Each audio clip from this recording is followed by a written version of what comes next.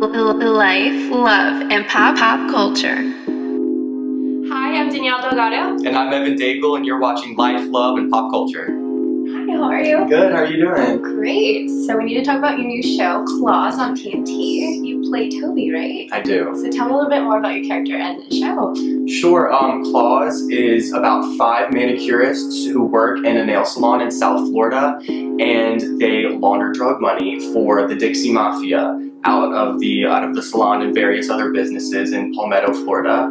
And the head of the Dixie Mafia, his name is Uncle Daddy, played by Dean Norris, and I play Toby, which is his genderqueer boyfriend. So I'm not really terribly involved in the crime and scandal at first, but as the series goes on, you'll see more of that. Yeah, and I was reading about it. I was like, this show sounds really interesting, so I'm excited to watch. Yeah, it's been cool because I feel like whenever we shot the pilot, they were very sure about the tone of the characters that they wanted, but I feel like the arc of the story wasn't necessarily set, and when they decided what they wanted to do with it, reading the 10 scripts now has been so exciting, and I love reading them and envisioning the characters, saying it as it's going. It's so fun. Yeah. Oh my god, I can't wait to watch. So I heard that you left your last semester of school to play this role. How did you feel when you were told that you got the role? Well, I was going to school at Loyola University for 3 years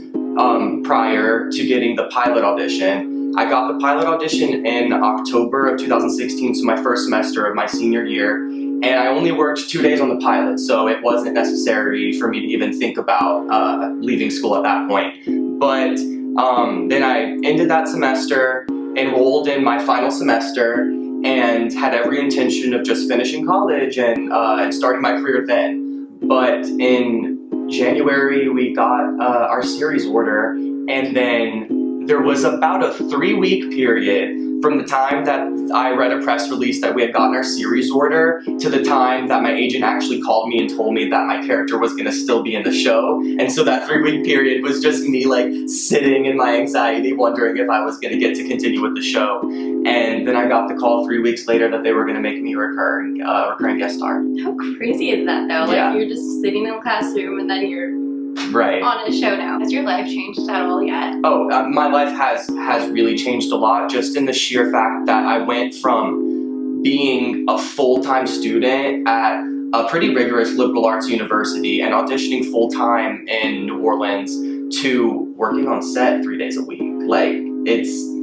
coming out to LA and doing press with great people like you guys. It's been a really snap of a change, but I don't know, they say be careful what you wish for, because it happens sometimes. You just might get it. Yeah. What really intrigued you about acting? I knew I wanted to have a career as an artist. And so I was sort of thinking about being a production designer because I was really interested in film and art. So I sort of thought that I'd be a production designer, but then I took an acting class at my college, and I did a scene from the Pitchfork Disney by Philip Ridley, a British playwright, and that was it. And then you got into acting. I was obsessed with it. I got this feeling whenever I was performing, even though it was just in class and it was just a scene.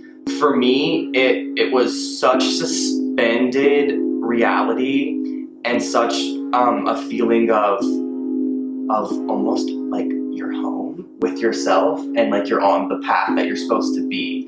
I can't really explain to you the physical feeling that I got in words, but from that day forward, it was I can very distinctively remember that point and that piece of work being the time where I was like, this is what I'm putting my art into. This is it for me. And so every day since then, I've been practicing. I mean, I can kind of relate to that because that's how I feel when I do this. I'm like, this is what I'm supposed to be doing with my life. No, it's kind of hard to say in words how you feel about it, but anyone who finds their thing feels that way, I think. Okay, so I know that you're really passionate about the LGBT community and anti-bullying campaigns. So why are these important to you? Growing up in rural Louisiana, people are very, very polite in general, but sort of see gender and sexuality as two very separate categories. And growing up in a place that has that mindset, for someone who doesn't fit into it, sees that and automatically feels other, and automatically feels like if they were to express gender nonconformity, or if they weren't straight, they would be discriminated against and are discriminated against. And so I was such a strange little kid growing up. I wanted to paint my fingernails. I wanted to ride around on a pretend witch broom and be a witch for Halloween. Like, you know, I was weird, but I was always really nice and really creative. And so I didn't understand why people were being mean to me about the things that I just was like loving to do with myself. And very quickly realized that I was not like the people around me, and I was either gonna have to get with it or be miserable. So that's horrible, you know? That's horrible to grow up feeling like that. So honestly, my whole life, and like really the past 5 years of finding acting has just like put me through the fire of realizing everything that I was socialized to think growing up, and breaking through it and expressing myself the way that I want to. And so I'm so passionate about the LGBTQ community and bringing visibility to gender non-binary people and trans people, and because they don't have the visibility that most people have. They don't have the same legal rights as most people have. And if I can, through my art, give hope to someone who it felt the way that I felt growing up, and having them maybe start that process of realizing what they've been socialized to think and feeling like they can express themselves, maybe having them start that process of shedding all of that away sooner, that's the goal for me. I have no doubt that this show is going to be a success, and you're going to have like an amazing career. Oh, thank you. But at the end of the day, what do you want people to remember you for?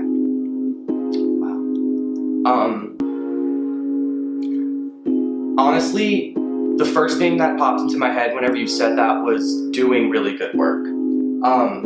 I respect actors in the industry who juggle film, TV, and theater, and so that's what I really want to do with my career. And especially since TV is becoming such the most glorious platform for artists in this industry. Yeah, I think that I would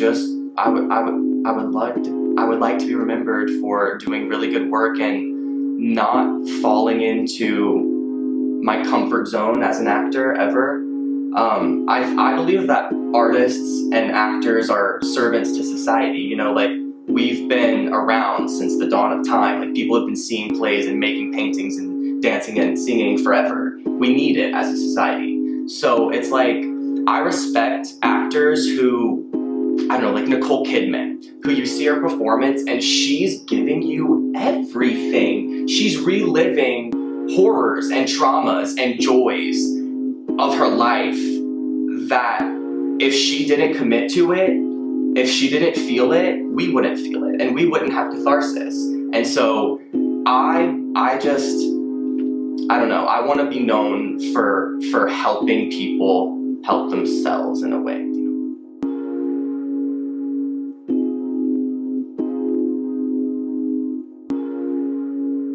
Life, love, and pop culture.